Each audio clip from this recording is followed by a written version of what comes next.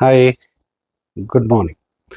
India में शादी का मतलब सिर्फ यही नहीं है कि एक दूसरे से हम लाइक नो लीगली बंध जाते।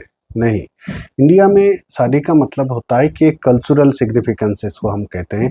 इंडिया में हर आप अगर किसी भी कॉर्नर पे जाएंगे इंडिया पे ना, हर जगह पे आपको दिखेगा अलग अलग कल्चर। तो अपने अपने कल्चर के हिसाब से लोग शादियां कराते हैं और शादियां अ, बहुत ज़्यादा इम्पोर्टेंस होता है हर एक कल्चर में। तो वहाँ पे सिर्फ कल्चरल इम्पो सिग्निफिकेंस नहीं होता, वहाँ पे एक सोशल लाइक इम्पोर्टेंस भी होता है। जैसे कितना भी छोटा कितना भी गरीब इंसान क्यों ना हो, बट वो एक ही चीज़ें तो ऐसे कराता है ना, जो कि जिसको कहते हैं शादी, वो हमेशा एक ही चीज़ें लाइक बहुत धूमधाम से कराते हैं उनकी हैसियत के हिसाब से।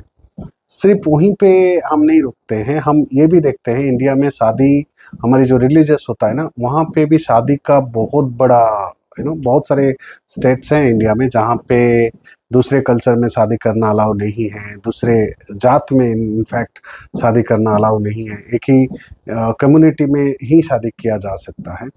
और इसके अलावा भी और एक चीज़ होता है जिसको हम इकोनॉमिक एंड प्रैक्टिकल कंसिडरेशन बातें करते हैं ना, इकोनॉमिक्स। और अगर जब हम इकोनॉमिक के बातें करते हैं तभी हम बहुत बार देखते हैं ना, शादी मतलब बड़ा घर का है तो बड़ा घर पे ही शादी करेगा, ऐसा कोई छोटा घर पे शादी नहीं कर सकता, ये भी एक फैक्टर होता है।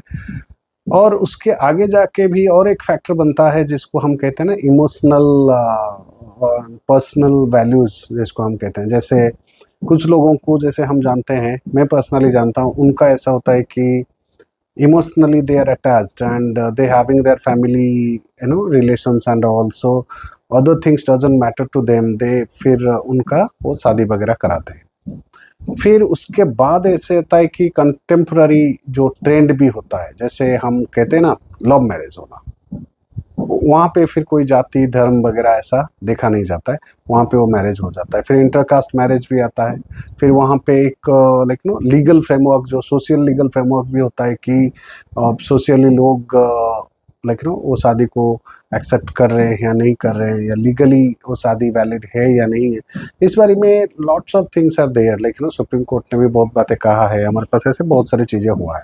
पर आज का मैं जो बातें आप लोगों को बताना चाहता हूँ कि अभी एक लाइक रिसेंटली हमें एक जजमेंट है जो मध्य प्रदेश हाई कोर्ट की तरफ से।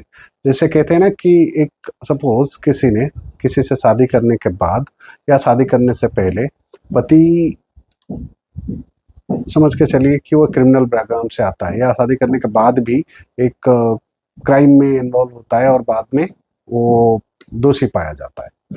तो दोषी पाया जाता है तो फिर वो आजीवन उसको कारावास, जिसको कहते हैं ना लाइफ इम्प्रिजनमेंट हम कहते हैं, अगर वो उसको आजीवन कारावास मिलता है तो मध्य प्रदेश हाई कोर्ट के हिसाब से दैट जो जो पत्नी है तो वो मतलब डिवोर्स ले सकती है।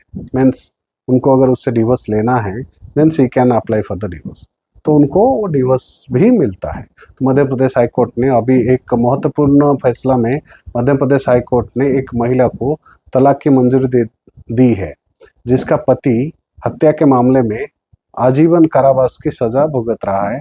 अदालत ने इस सजा को मानसिक क्रूरता के रूप में मान्यता दी है। मतलब अदालत का ये कहना है कि अगर पति क्राइम करता है और जेल चला जाता है तो पत्नी का उसमें क्या गलती है। तो एक मानसिक क्रूरता, जिसको कहते हैं ना मेंटली, तो हम लोग उसको, वो अदालत के हिसाब से वो एक मानसिक क्रूरता है, तो इस वजह से उनको वो तलाक दी गई है। तो यही था जो मैं आप लोगों को बताना चाह रहा था कि हम लोग एक तरफ शादी को इतना पवित्र और इतना ज़्यादा इम्पोर्टेंस देते हैं, और दूसरी तरफ हम लोग ये भी नहीं देखते कि लाइक कि अगर वो सजायाफ्ता मुजरिम है या उसको लाइफ इम्प्रिजनमेंट मिला है तो फिर ये एक ही अकेली जो औरत है या जो लेडी है उसकी लाइफ क्यों वो बर्बाद करे, उसका भी तो अधिकार बनता है तो वो दूसरा मैरिज करे। तो वही चीज़ें आज like Madhya Pradesh high court के जरिए बताया गया है। आशा करता हूँ मेरा वीडियो आपको अच्छा लगा होगा, और मेरा वीडियो अगर अच्छा लगा है तो उसको सब्सक्राइब करिए और शेयर ज़रूर करिए।